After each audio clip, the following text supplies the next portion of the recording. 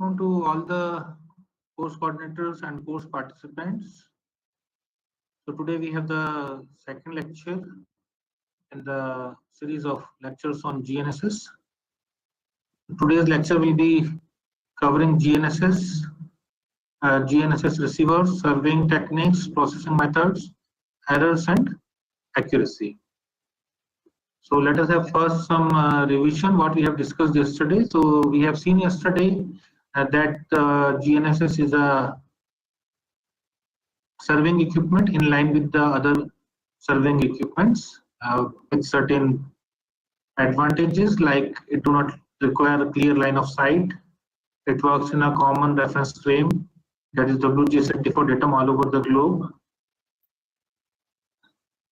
Then we have seen that the initial operational capability was attained in 1993 with the FOC in 1995.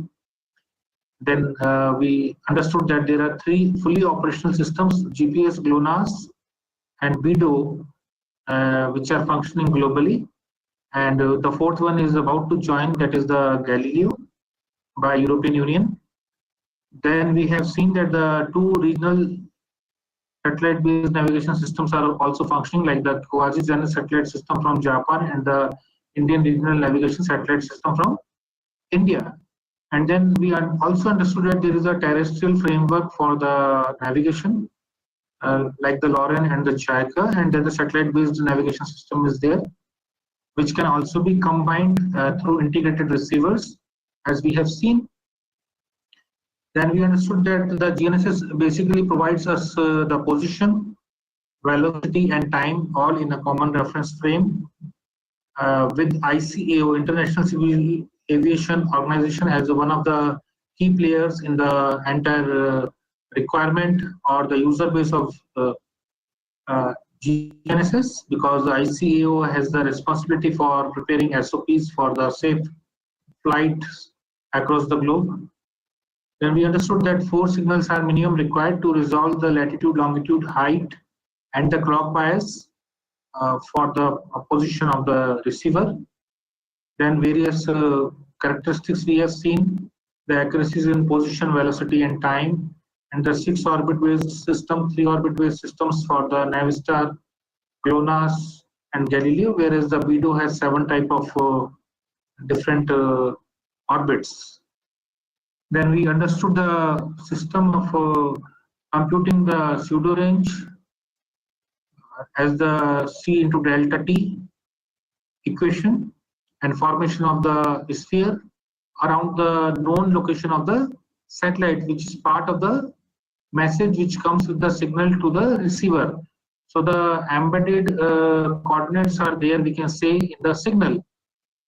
So uncertainty is large, so we have to intercept many spheres so as to zero down to the exact location.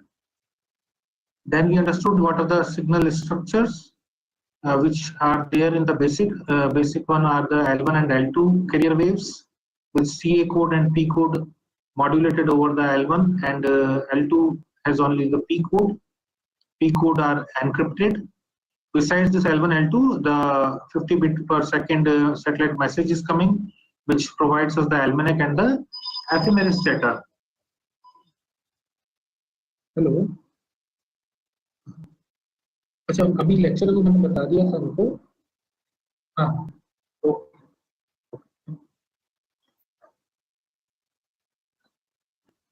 So then L1C, L2C are new codes which has been added along with the military code M code. This we have covered yesterday. Then we have understood the different generation or different blocks of satellites under the GPS series. So block 1 has completed its life. Block 2 has also completed. Then block 2A, 2R, 2RM, and block 2F along with the block 3. These satellites are functioning, with block 3 being the latest, which has 5 launches as of now. Latest being on the 17th June 2021. And this will be a total overhaul of the system with the cybersecurity at the core, and it addresses the indoor navigation and the anti-jamming features also, along with the accuracy. Then this is statistical comparison and other properties of GNSS. We have seen where the frequency bands, primarily in case of GPS, we are using L1, L2 and L5. And similarly, the other systems, GLONASS, Galileo, BEDO also have their respective frequencies. Then finally, yesterday we came to the P code and the CA code. So where we were discussing that the P code is a quite long code actually. It's 2.35 into 10 to the power 14 bits long, and it takes 266 days to complete. And actually in between itself, they give a offset to it so that it cannot be cracked. So P code is, that is why it's meant for the defense purpose, and it has wavelength of 29.3 meters. Whereas the C code is a small code relatively. It has a 1 millisecond of period, and it's just 1023 bits long. Whereas the GLONASS has 511 bit long CA code. So the CA code is used for the standard positioning service, whereas the P code is used for the precise positioning service for the authorized users. Then the military code, M code, is at 5.115 megahertz, and it is also available on both L1 and L2. Now the navigation message which is coming with the signal, it primarily has the embedded details about the Keplerian orbital elements, which provides us the coordinates of the satellite in the orbit, and which is used for computation of the pseudo range. So that helps in the C delta T equation actually, and it also includes the clock data and satellite status. So this all information is coming from the GPS satellites or the GNSS satellites to the receivers. And ionospheric and tropospheric correction parameters, they some of the details may be there as part of the signal. Otherwise, at the time of processing, we can download some of the required things from the respective providers of the corrections for the ionosphere and troposphere. And there are other features also which we will be covering in the series of lectures in the due course. Then the International Telecommunication Union provides or allots various wavelengths to the different agencies so that they can make their own satellite-based navigation systems. So in this series, we have seen that in case of the GPS, it provided L1, L2, L5. In case of GLONASS, it was L1, L2, L3. And in case of Galileo, it was L1, E5, E6. And then B1, B2 for the BEDO. So these all are basically provided through a process by the ITU, and in the same series, the Indian Regional Navigation Satellite System has received the L5 and S-band for the use of the IIRS satellites. And then it is in plan to get some more wavelengths from ITU, which may come up in the future for IIRS 2. Now this navigation message which is coming, it is made up of different data frames and subframes which has different type of informations. So the data frame 1 basically includes the clock coefficients and the clock bias, and the broadcast ephemeris is part of the data block 2nd and 2nd basically, and data block 3 includes the information about the almanac. That is the chart of the entire GNSS satellites of particular constellation. So one set of download for one satellite requires 30 seconds. Suppose you have to download for 30 satellites, then that means 15 minutes will be required for downloading the entire navigation message for those 30 satellites, which includes the broadcast ephemeris data also. So as I told, almanac is the chart of all the satellites, and when you start the GPS, there is a hot start and there is a cold start. So basically, if there is some information with the GPS that where it has to look for, and it is able to get it, then that is called the hot start. But sometimes what happens, it happens that your GPS is not able to locate itself. That also is a rare case actually. It happens, very rarely it happens. So if it happens, then we have to guide it by giving it some rough coordinates for your location, and then it is able to search it actually. So that situation is called the cold start. So in last 20 years, I have faced this scenario only once actually. So it is really rare that it happens with the GPS. Normally we get the coordinates immediately within 30 seconds or earlier. Now a signal is generated from the GPS receiver also, which is similar to the signal which is emanated from the GPS satellite also. So they should actually match perfectly as shown at the bottom of the slide. So basically the clock bias is a difficult parameter to compute, which is required for synchronization of the two clocks. Now because the same signal is being sent from the satellite and is being generated from the receiver, they are scrolled below one each other, and the amount of shift which we need to do so that they have a perfect match, that means that is the synchronization error between the atomic clock and the quartz clock, and that helps us to resolve the clock bias. So this can be done either in the code observations or it can be done in the phase observations too. So code observations are capable of providing us an accuracy of few meters actually, whereas the phase solutions can provide us accuracy of the few centimeters or up to millimeter level. Now let me explain why it is so actually. So primarily what happens that when we are computing the pseudo range, that is the distance between the satellite and the receiver, we basically use this equation distance d equal to c dt plus n lambda. You may find it as p equal to c delta t plus n lambda also, because this d or p is basically emphasizing on the pseudo range, and c is the velocity of light, and here this dt is basically the time of travel for the last wave, not the distance between the satellite and the receiver. It is for the last component of the incomplete wave. Okay, whereas n is the integer number. So integer complete wavelengths which could complete from satellite to the receivers, which will count in millions actually. So those that is the ambiguity. So n is the complete number of cycles, whereas c dt represents the distance of the last incomplete wavelength, which could not complete its full cycle actually.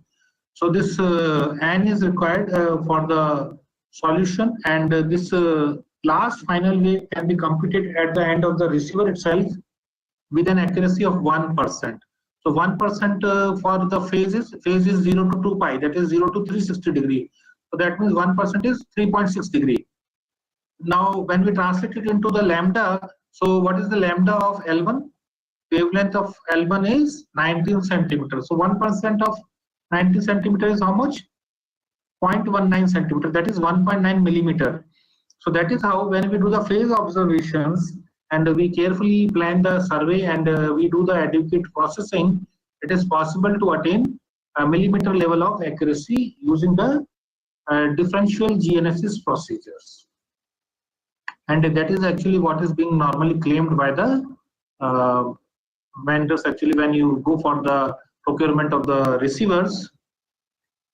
Next point is about the geometrical distribution of the satellites when a receiver is functioning, because we know that the entire system is dynamic. The Earth is in motion and the satellites are also in motion, moving around in their respective orbits. So this satellite geometry also affects the quality of signals actually, and that are represented by positional dilution of precision.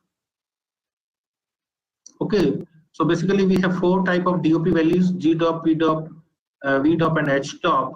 For XYZ time, that is the G dop, XYZ is P dop, and XY is the horizontal DOP, and V dop, vertical DOP, is represented by the cos Z actually. So they are analogous to RMSE in XYZ, RMSE in XYZ, RMSE in XY, and RMSE in Z.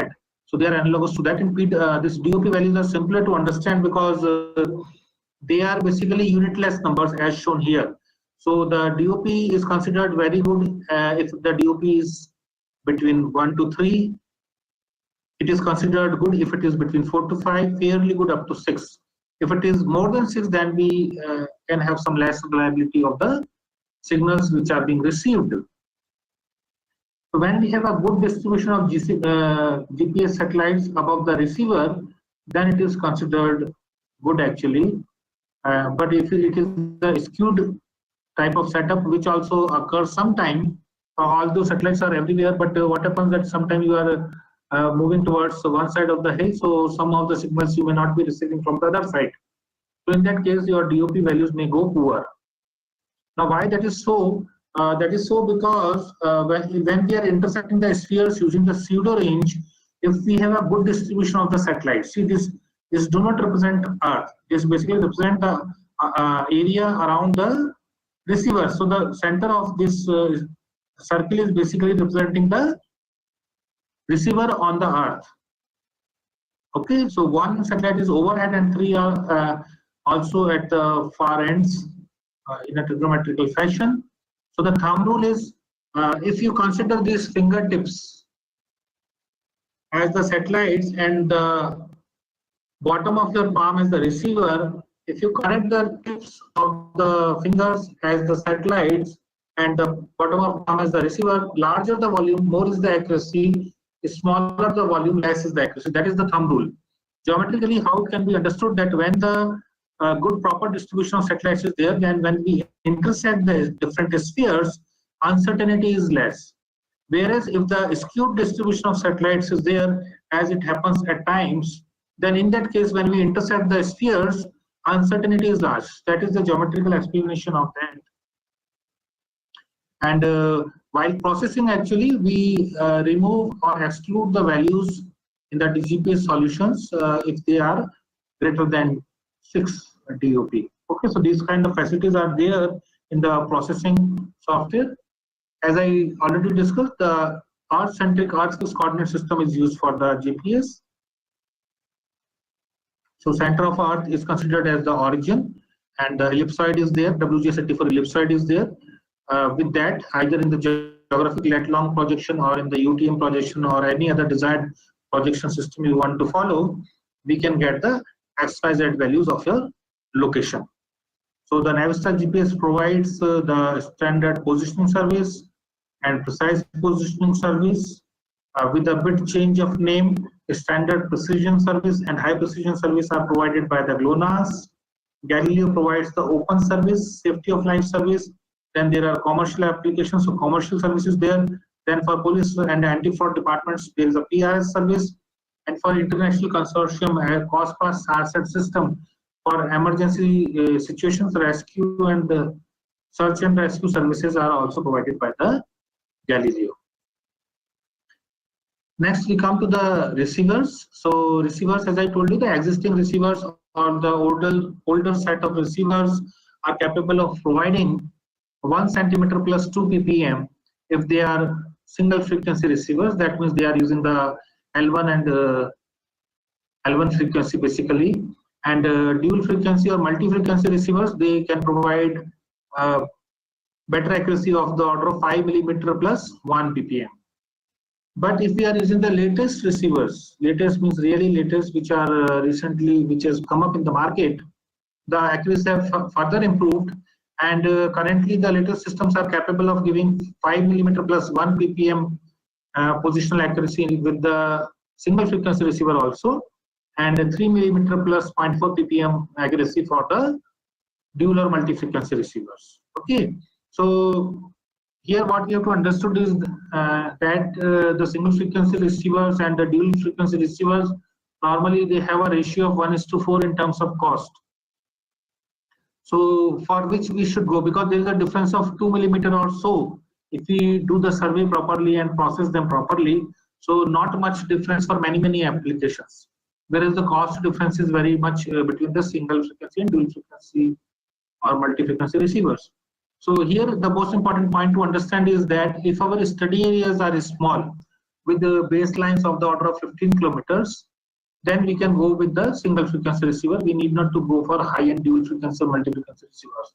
But if we are working for like geodetic control networks all over the country or all over the state or all over the district in Indian case, but these areas themselves are very large actually, so then we have to go for the dual frequency receivers only. Okay, even our cities like Bangalore, Delhi, Chennai, they themselves are very large actually. more than 1,000 square kilometers in certain cases, like Bangalore. So there itself, we if we want to work or create a control for the city, then we need a multi-frequency or dual frequency receiver only. And these multi-frequency receivers, they will have shorter occupation times. Occupation time is not a problem nowadays because large number of satellites are available, and these can work. Both of them can work in real time also. There is another set of classification. One way is based on the frequency, single frequency, dual frequency, multi-frequency. Another way of classifying is like the geodetic class of receivers. If you are able to get the sub-centimeter level accuracy, that is basically same as the dual frequency or multi-frequency receivers, geodetic receivers. Then mapping grade receivers, which are mostly handheld or which has some GIS functionality and some imaging options also in the handheld control units. Third one is the simple chips, what we have installed nowadays in our cars also. So they can provide us an accuracy of the order of 10 meters. So this is another way of classifying the GPS receivers into geodetic class, mapping grid, and the navigation. Then we can do a survey as standalone with a single unit. So in that case, the accuracy will be 10 to 20 to 10 to 30 meters. But there are other ways for engineering purposes and various critical applications. We do not use a standalone device, but we use a set of devices. So we use minimum 2 GPS, one at the base station, another at the rover station. Base station is the location where we know the coordinates from previous survey. But it is not known that there are methods to compute it and make it known. Okay, so base station is there where we already know the coordinates, and then we have rover stations where we want to know the coordinates for the purpose of control for a satellite image or aerial data or for any other purpose. So there, if the baselines are larger than 20 kilometers, we have to have a lot of observations, like more than 1.5 hour observations are required at rover stations. So that we call as a static survey. If the baselines are small, 2 kilometer, 3 kilometer, 5 kilometer baseline, or less than 20 kilometer baseline, then rapid static surveys also can be done, where we can occupy the rover stations for 20 minutes or 40 minutes or so. Otherwise, if the length of observation we talk about, there are different type of surveys where your 1 hour data may be sufficient for rover, or sometime you may have to go for 3 hours or 12 hours observation also as per the application. And like for geodetic applications, where we study the tectonic movements, there it is plus minus 5 days of event also. So 10 days data has to be processed with the IGS stations or other stations which are not disturbed. So that kind of scenario is also there. Then stop and go measurement is there for utility GIS. So you want to map something, but the accuracy is not of great concern. Okay, like the benches in the park or the electric poles in the parks. So, or sometimes tree species also you may wish to map for certain applications. So there you can simply take an observation and move to that another place. Okay, because tree canopy itself will be 5 to 10 meter wide depending upon the type of the tree. So accuracy is not a big concern there. So for such applications, stop and go can be used, where the known accuracy is there, 10 to 20 meters. However, another development which has happened is that the latest equipments are actually capable of giving 3 to 5 meters of accuracy also in standalone mode. But they are the real latest receivers which you are procuring as per the latest specifications. So that is the report which has been released last year by NASA actually. So that is the development which has happened. Then there is a requirement of continuously tracking some object. So it can be an aircraft or a missile or a taxi service. So there we want to prepare the complete trajectory or motion of ship or boats in the ocean. So kinematic surveys are also done, where we continuously form the line or the polygons for the movement of any object. So kinematic survey is being done. Now there are different type of sources of errors. So like the selective availability, which is not there now. It was switched off in on 1st May 2000. It was intentional deterioration in the signals to deteriorate the standalone accuracy. So the accuracy which we are talking about today is 10 to 30 meter or 10 to 20 meter. Actually, it was 70 to 100 meter earlier till May 2000.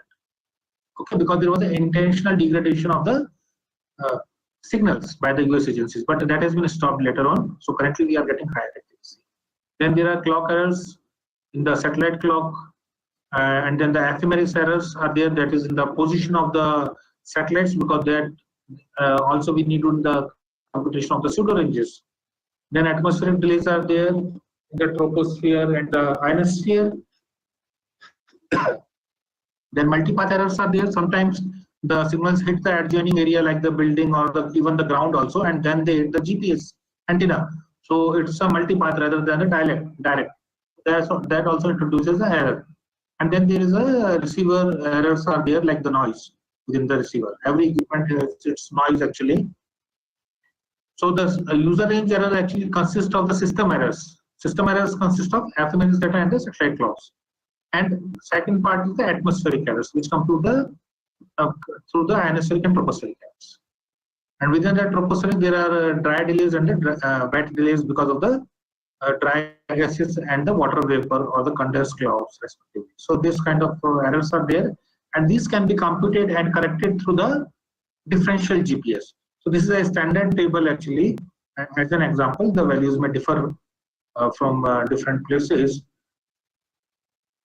So satellite clock errors can be reduced using the DGPS method. They can be nullified because of the differences which we are taking between the equations. Similarly, orbital errors can be cancelled out, whereas the ionospheric errors and tropospheric errors. See, ionospheric errors can also range up to 45-50 meters. This 5 meter is only a representative value. And similarly, the tropospheric errors may also go up to 10 meters, 20 meters. These are representative values, but they can be reduced very well using the modeling and the processing through the DGPS softwares. Receiver noise needs separate modeling, and DGPS cannot resolve it. And the multipath also needs separate type of antennas, like the choking antenna we use to reduce the multipath effect. Selective availability, as discussed, it has been reduced. So if we are using the code solution, then the accuracy after DGPS can be attained up to a meter level also. In case of horizontal, 1.3 meter, vertical 2 meter or so. Okay, so these are some representative values. Situation can be better or worse depending upon the DOP values at the time of the operations. Now this is the higher values of errors in the standard GPS. They are considering they are with the consideration that the selective availability is there or it can be switched on sometime. However, it is currently not active, and thus we are getting 10 to 20 meter accuracy, not this shown figure of 90 meter or so. So the PDOP value which we normally see on the display of the GPS receivers, for example, if the value is 2, because it is a unitless number, so in that case we can consider it as if the 1 meter URE, that is the user range error, can be there with a 2 meter of positional error. Okay, so user range error is a combination of the system errors and the atmospheric errors. So here it is important for us to understand there are two types of accuracies which we are talking about. One is the positional accuracy, that is the XYZ.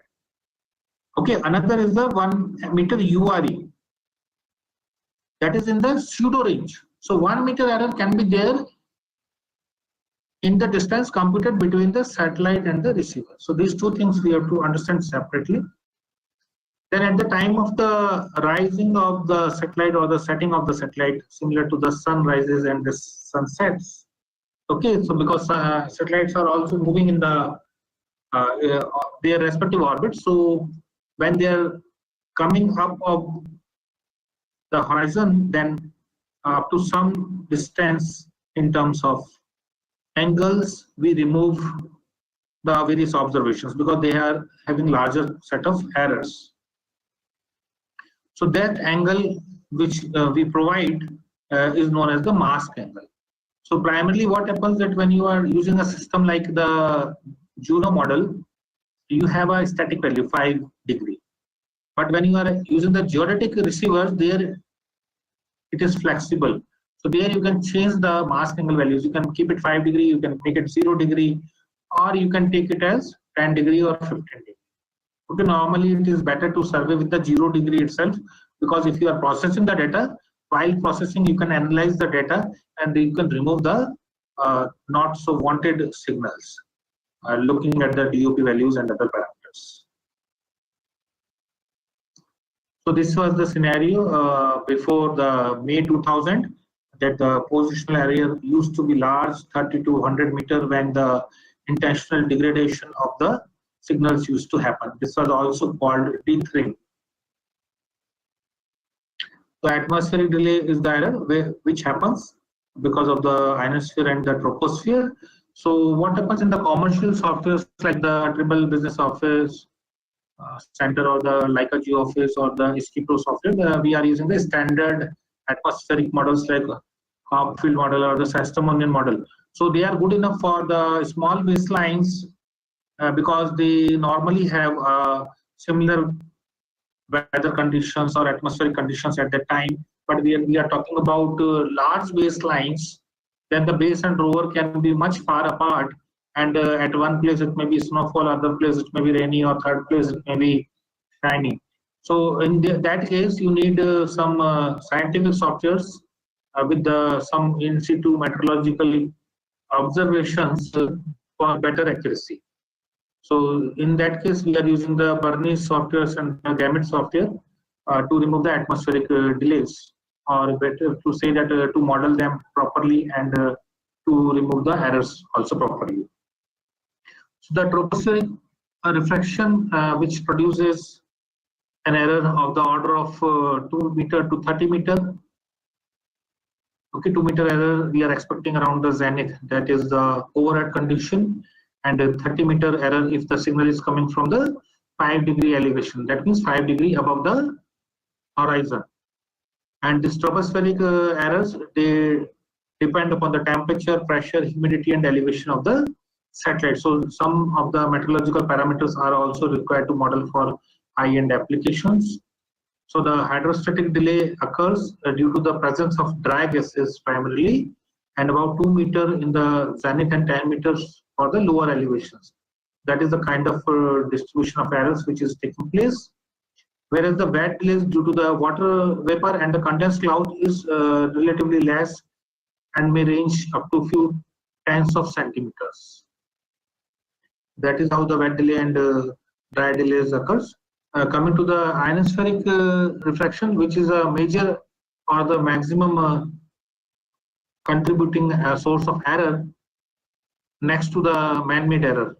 Okay, sometimes we do some error in the settings of the system, they can only cross this ionospheric error, because that scope is also there. So we have to always see that when we are doing the settings in the GNSS receiver, they are properly being done.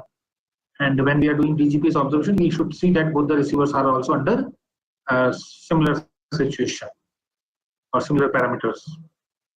So ionospheric refraction actually depends upon the sun activity, sun-spot cycle also. It depends upon the ionospheric thickness, proportion or concentration of ionized particles. So during the afternoon, actually, because of the overhead sun, a lot of activity happens in the ionosphere, and at the time, the DOP values also degrades over those regions. And it depends upon the season also, and the actual path of travel of the signal. And the pseudo-range errors, that is the computation of the distance between the GPS satellite and the receiver, may vary from 0 to 15 meter at the overhead conditions, zenith position, or it may go up to 45 meter for the low incidence angle. And that is why we are using a mask angle at times to reduce these errors. So delay is proportional to the integral number of free electrons in the ionospheric layer along the transmission path, and inversely proportional to the square of the transmission frequency. So this major error of ionosphere is corrected in the defense receivers using the P code actually, which is not available for civilian applications, because same signal P code is traveling on the two different frequencies, and that helps in computation of the ionospheric error. So the defense receivers take care of that. However, new signals L1C, L2C, actually they are added for the compensation of this only, atmospheric errors. So multipath errors, they can also create a pseudo range error because they are traveling a longer path. They travel to the adjacent building or tree or ground, and then they come to the receivers. So this also are avoided by a proper design of the antenna, such as that of the choke ring antenna or geofire antenna of the Trimble also, or this choke ring antenna is available in Leica, Trimble, other brands also. So they have a specific design so as to reduce the multipath error. The signal obstruction can also be there, like the urban canyons are there because of the high-rise buildings, or when you are moving in the canyon regions or the hillside of the terrain. So that time some signals are difficult to receive, and there the signal geometry may differ, affecting the DOP values. Similarly, we have to avoid the electric lines to reduce, because ultimately what we are getting is the electromagnetic radiation in the form of the GPS signals. So they will get affected by these electric lines. So that also we should avoid.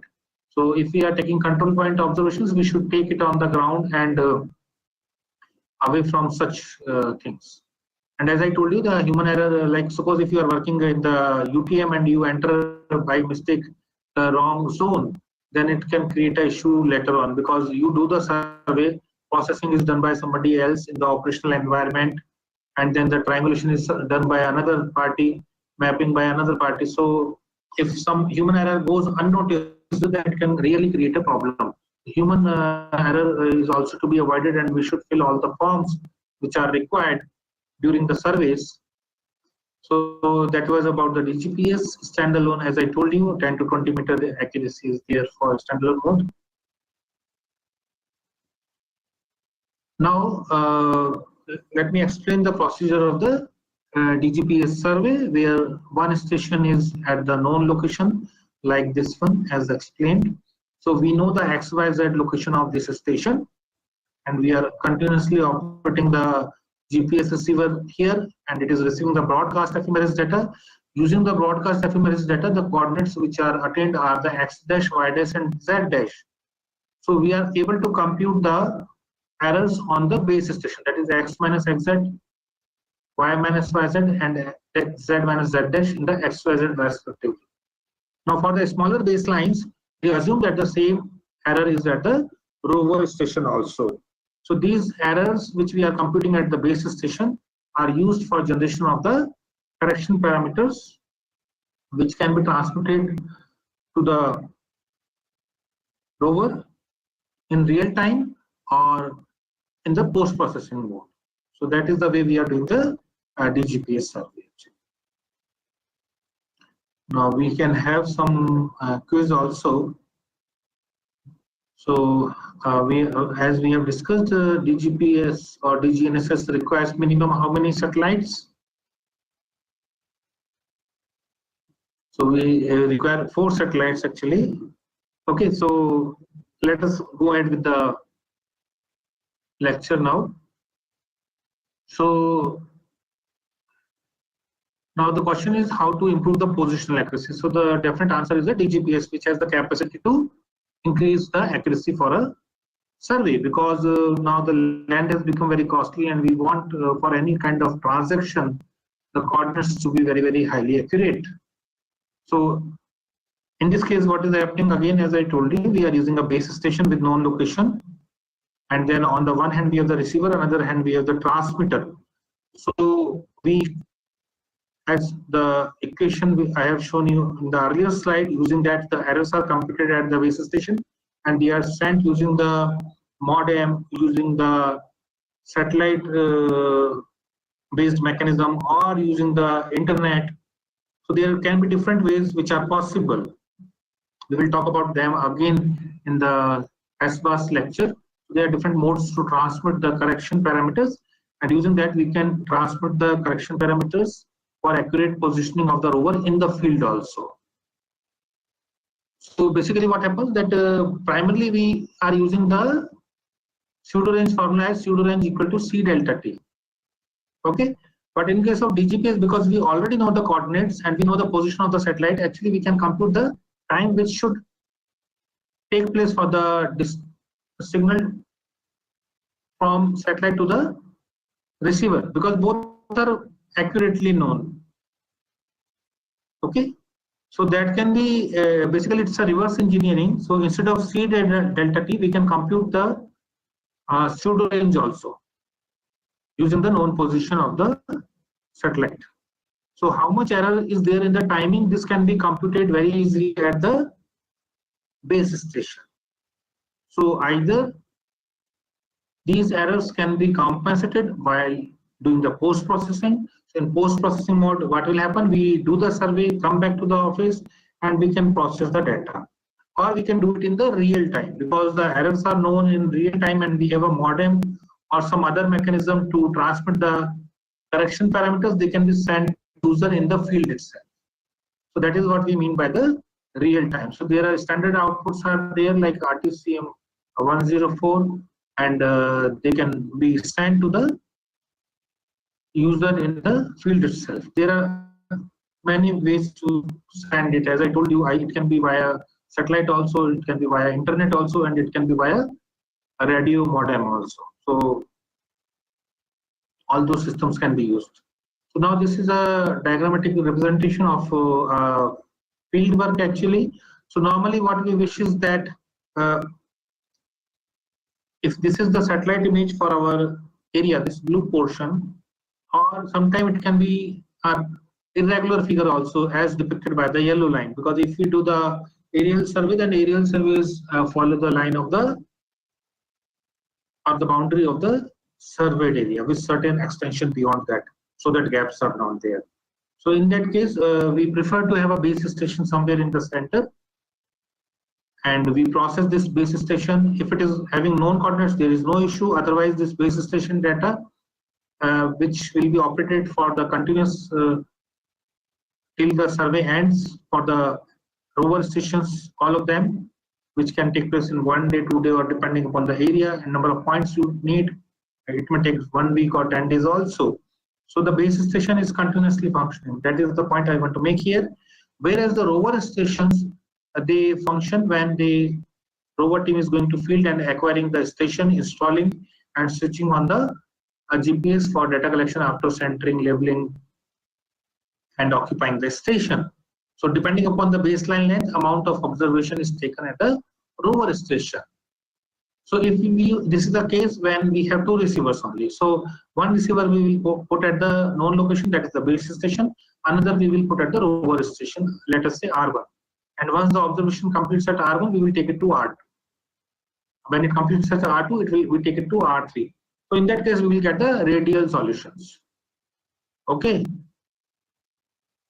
But if we have three receivers, then we can occupy two rover stations like R1 and R2 at the same time when the base is functioning. So we will have triangular solution, which is better for the error adjustment. So please remember that whatever highest accuracies are referred anywhere in the text, they assume that we have executed the survey with this methodology. We occupy the base station and we have minimum two receivers which function in the triangular mode. So when R1 and R2 observations are completed, R1 is taken to the third point. And again, R2 has an overlap with the R1/3. So the triangle formed by the base R2, R1/3 is completed for a certain amount of observation, which depends upon the baseline length. Once this also completes, then R2 will be shifted to R2/4. So now overlapping observations will be there between the base R1/3 and R2/4, and like this it is completed.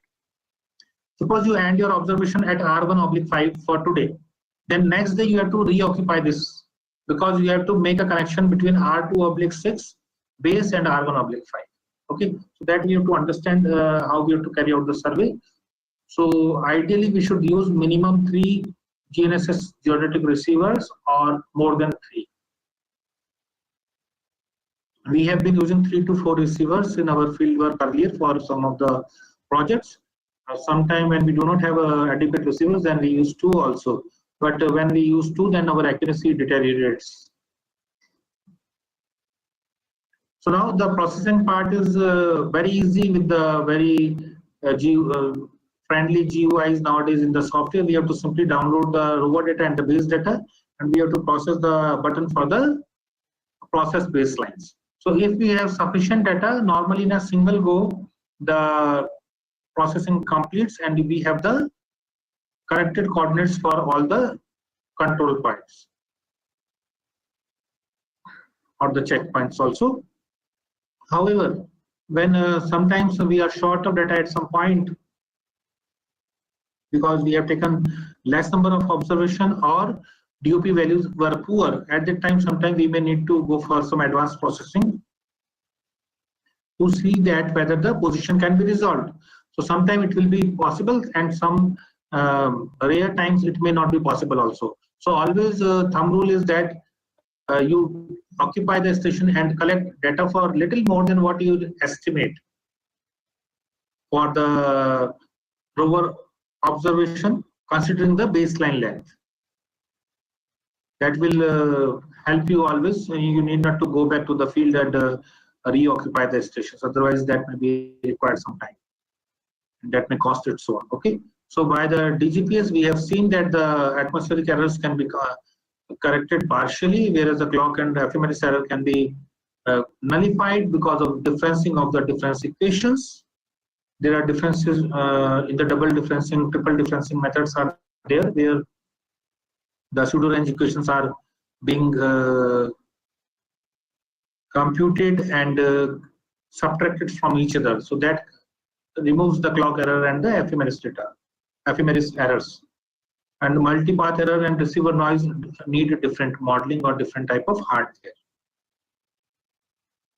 Advantage is definitely we are getting high accuracy, which is required for water resource applications, urban applications, design of the alignments for different constructions like that of the road construction, railways, dams, canal, and for the mapping of the cities, cadastral maps, etc. Now, this is a continuously operating reference station which is being installed at IIRS since 2013. So it is continuously operating. It is a station which works 24 hours, 365 days. Advantage is that we have a lot of data and any tectonic movements which are occurring in the area or earthquakes are coming, whatever motions take place, they are recorded by the CORS and that can be solved using the processing. Another type of DGPS survey can be done using the precise point positioning. However, in this case, we need not to take care of the base station. We take a license and such as the Smart Link from Leica and the RTX SV or RTX Internet. So these are the services provided by the Trimble system. So basically, they have their own continuously working stations, and from the nearest station where we are working, they will send us the correction signals through a licensed receiver, either through the internet or through the satellite.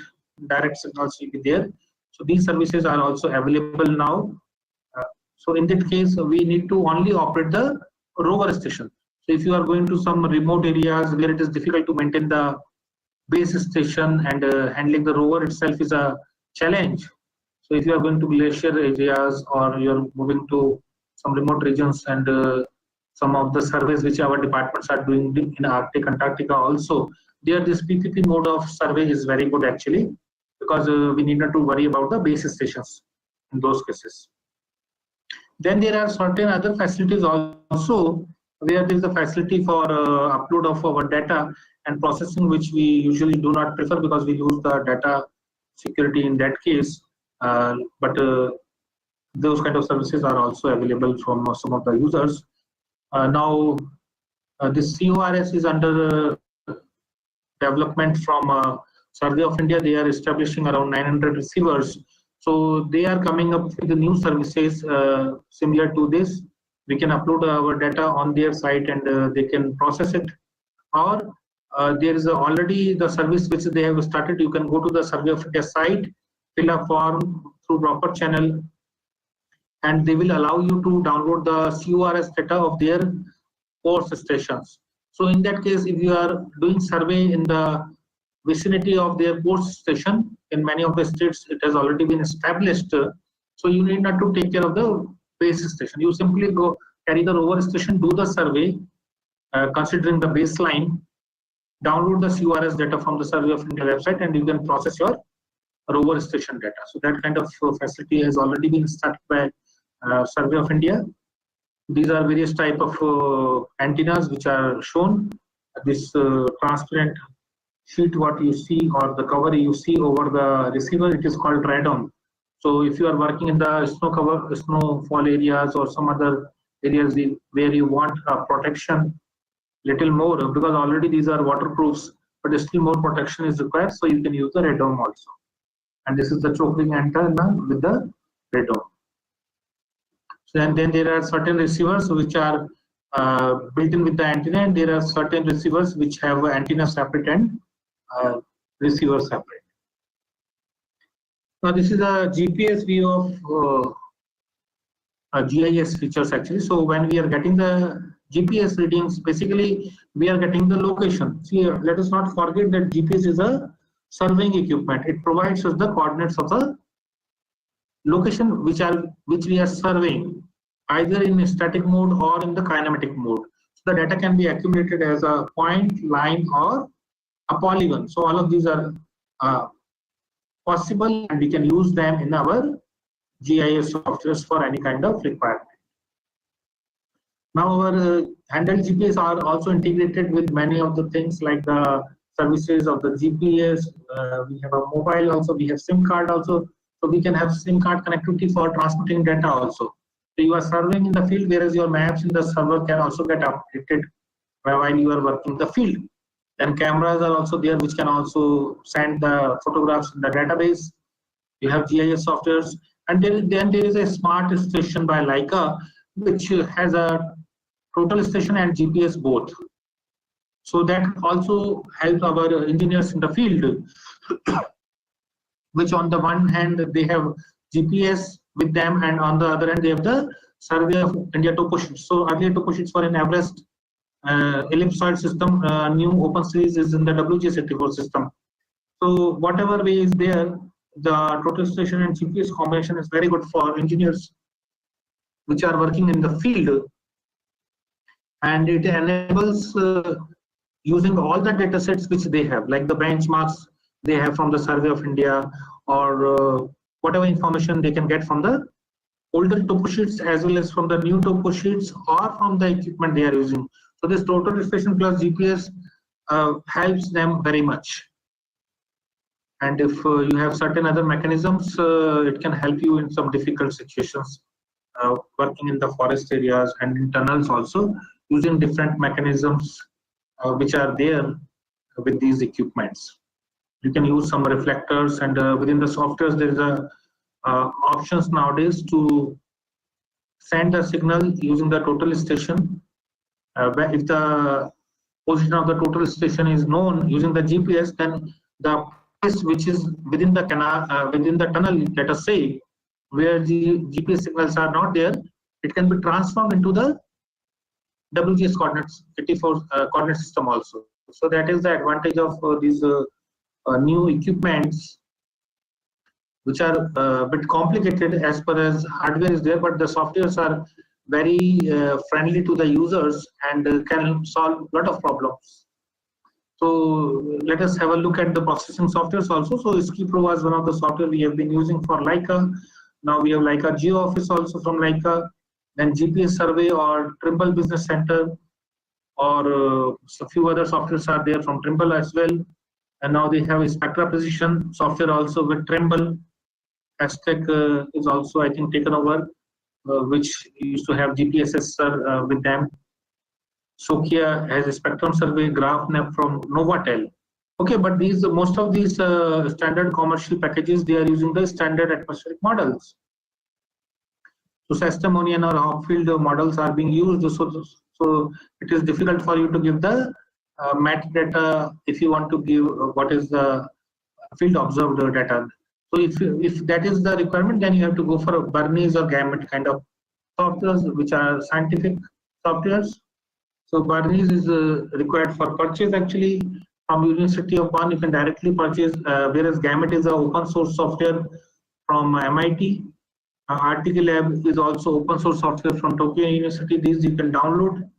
They give a institutional licensed software. So in an institute, they will provide only to one person. He has to share to the other people. So that kind of arrangements are there. G Lab is also it is also open source.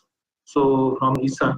So these softwares are there which can be used for the scientific operations, where you can use the different type of other inputs, which we will talk in the next lecture on the different type of formats. So you have tidal data, you have ionospheric data, you have different kind of data set. They can also be input in the Barniz software.